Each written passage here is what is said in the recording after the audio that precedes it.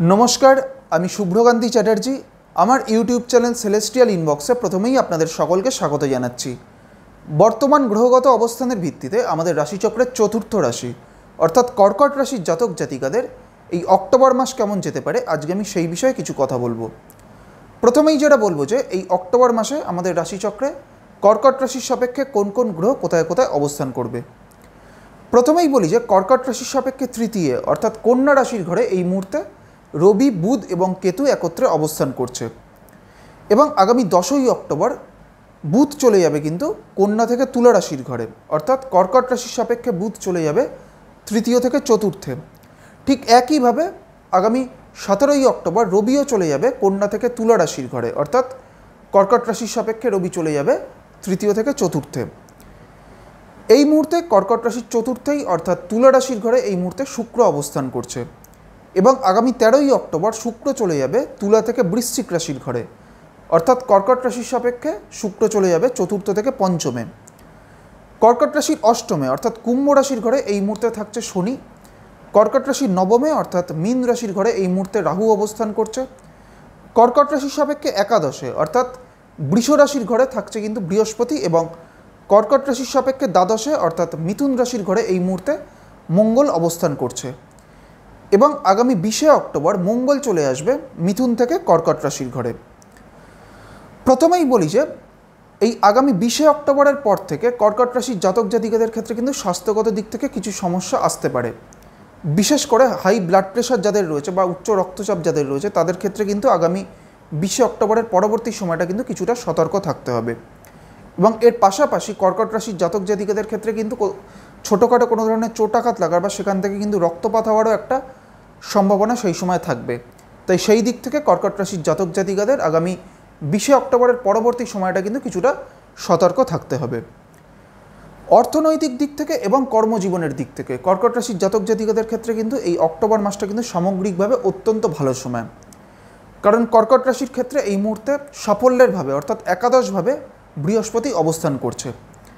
সেই কারণে সামগ্রিকভাবেই কিন্তু কর্কট রাশির জাতক জাতিকাদের আর্থিক দিক থেকে বা তাদের কেরিয়ারের দিক থেকে একটা অত্যন্ত ভালো সময়। এই সময় কর্কট রাশির ক্ষেত্রে কিন্তু আর্থিক উন্নতির এবং তার পাশাপাশি তাদের কর্মজীবনেও কিন্তু একটা উন্নতির যথেষ্ট ভালো কিন্তু সম্ভাবনা থাকছে। কর্কট রাশির জাতক জাতিকাদের পারিবারিক দিক থেকে কিন্তু এই সময়টা পরিবারে কোনো শুভ কাজ সম্পন্ন হওয়ার কিন্তু একটা সম্ভাবনা এই সময় থাকবে এবং এর পাশাপাশি কর্কট রাশির জাতক জাতিকাদের নতুন কোনো সম্পত্তি ক্রয়েরও সম্ভাবনা এই সময় থাকবে। দূরবর্তী কোনো স্থানে ভ্রমণেরও সম্ভাবনা কর্কট রাশির জাতক জাতিকাদের ক্ষেত্রে থাকবে। তবে কর্কট রাশির জাতক জাতিকাদের এই অক্টোবর মাসে পরিবারে কারোর কোনো ধরনের কিন্তু শারীরিক একটা অসুস্থতার কিন্তু একটা সম্ভাবনা এই সময় দেখা যাবে। কর্কট রাশির যারা শিক্ষার্থীরা রয়েছেন তাদের ক্ষেত্রে এই অক্টোবর মাস কিন্তু একটা অত্যন্ত ভালো সময়, কারণ কর্কট রাশির চতুর্থভাবেই অর্থাৎ এই তুলা রাশির ঘরেই কিন্তু চতুর্থপতি শুক্র অবস্থান করছে এবং আগামী 13 তারিখের পর থেকে কিন্তু শুক্র চলে যাবে পঞ্চমভাবে।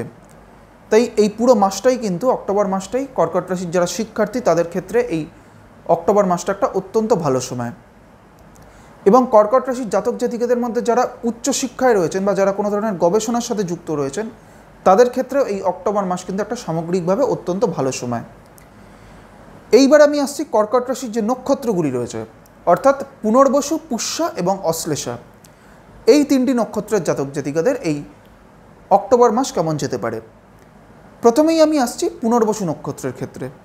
পুনর্বসু হচ্ছে বৃহস্পতির নক্ষত্র এবং পুনর্বসু আমাদের রাশিচক্রের সপ্তম নক্ষত্র। এই পুনর্বসু নক্ষত্রের শেষ চরণটি রয়েছে কর্কট রাশির ঘরে। এই মুহূর্তে নবতারা চক্রে পুনর্বসু নক্ষত্রের সাপেক্ষে মিত্র নক্ষত্রে বৃহস্পতি অবস্থান করছে এবং বৃহস্পতি কর্কট রাশির সাপেক্ষে একাদশভাবে অর্থাৎ সাফল্যের ভাবে অবস্থান করছে। সেই কারণে যাদের কর্কট রাশির পুনর্বসু নক্ষত্র তাদের ক্ষেত্রে কিন্তু আর্থিক দিক থেকে এবং কর্মজীবনের দিক থেকে দুই দিক থেকেই এই সময়টা কিন্তু একটা সামগ্রিকভাবে অত্যন্ত ভালো সময়। তবে আগামী 20শে অক্টোবরের পর থেকে মঙ্গল চলে আসবে কিন্তু কর্কট রাশির ঘরে এবং মঙ্গল পুনর্বসু নক্ষত্রতেই কিন্তু অবস্থান করছে। সেই কারণে বেশ কিছু ক্ষেত্রে পুনর্বসু নক্ষত্রের জাতক জাতিকাদের স্বাস্থ্যগত দিক থেকে কিছু সমস্যা আসতে পারে, বিশেষ করে যাদের হাই ব্লাড প্রেশার রয়েছে বা যাদের কোনো রক্তে কোনো ধরনের কিছু ইনফেকশনজনিত কিছু সমস্যা রয়েছে তাদের ক্ষেত্রে এই সময়টা কিছুটা সতর্ক থাকতে হবে। এবং এর পাশাপাশি পুনর্বসু নক্ষত্রের জাতক জাতিকাদের ক্ষেত্রে কিন্তু মানসিক দিক থেকেও একটা মানসিক উত্তেজনা বা মানসিক অস্থিরতা বৃদ্ধিরও একটা সম্ভাবনা থাকবে। পুনর্বসুর পর হচ্ছে পুষ্যা নক্ষত্র। পুষ্যা হচ্ছে শনির নক্ষত্র এবং পুষ্যা হচ্ছে আমাদের রাশিচক্রের অষ্টম নক্ষত্র।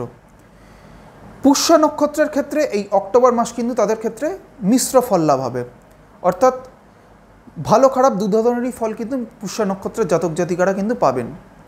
প্রথমেই বলি যে পুষ্যা নক্ষত্রের জাতক জাতিকাদের ক্ষেত্রে এই সময়টা কিন্তু তাদের কর্মজীবনের ক্ষেত্রে কিন্তু কিছু সমস্যা এই সময় আসতে পারে এবং এর পাশাপাশি পুষ্যা নক্ষত্রের জাতক জাতিকাদের তাদের স্বাস্থ্যগত দিক থেকেও কিন্তু কিছুটা সতর্ক এই সময় থাকতে হবে। পুষ্যার পর হচ্ছে অশ্লেষা নক্ষত্র। অশ্লেষা হচ্ছে বুধের নক্ষত্র এবং অশ্লেষা হচ্ছে আমাদের রাশিচক্রের নবম নক্ষত্র। এই মুহূর্তে নবতারা চক্রে বৃহস্পতি কিন্তু অবস্থান করছে অশ্লেষা নক্ষত্রের সাপেক্ষে সাধক নক্ষত্রে এবং বৃহস্পতি কর্কট রাশির সাপেক্ষে একাদশভাবে অবস্থান করে কিন্তু অশ্লেষা নক্ষত্রের সাপেক্ষে সাধক নক্ষত্রে অবস্থান করছে। তাই যাদের অশ্লেষা নক্ষত্র তাদের কিন্তু সামগ্রিকভাবে এই অক্টোবর মাসটা কিন্তু একটা অত্যন্ত ভালো সময়, বিশেষ করে অর্থনৈতিক উন্নতি এবং তার পাশাপাশি কর্মজীবনের ক্ষেত্রেও তাদের উন্নতির একটা যথেষ্ট ভালো সম্ভাবনা কিন্তু থাকছে। আজকে আমি আমাদের রাশিচক্রের চতুর্থ রাশি অর্থাৎ কর্কট রাশির জাতক জাতিকাদের এই অক্টোবর মাস কেমন যেতে পারে সেই বিষয়ে আলোচনা করলাম এবং এর পাশাপাশি কর্কট রাশির যে নক্ষত্রগুলি রয়েছে অর্থাৎ পুনর্বসু, পুষ্যা এবং অশ্লেষা, এই তিনটি নক্ষত্রের জাতক জাতিকাদের এই অক্টোবর মাস কেমন যেতে পারে সেই বিষয়ে আপনাদের একটা সংক্ষিপ্ত ধারণা দেওয়ার চেষ্টা করলাম। পরবর্তী ভিডিওগুলির মাধ্যমে আমাদের যে পরবর্তী যে রাশিগুলি রয়েছে সেই রাশিগুলির জাতক জাতিকাদের এই অক্টোবর মাস কেমন যেতে পারে সেই বিষয়ে আলোচনা করব। সবশেষে এটাই বলবো, আপনারা সকলে খুব ভালো থাকুন এবং সুস্থ থাকুন, এটাই প্রার্থনা করি। নমস্কার।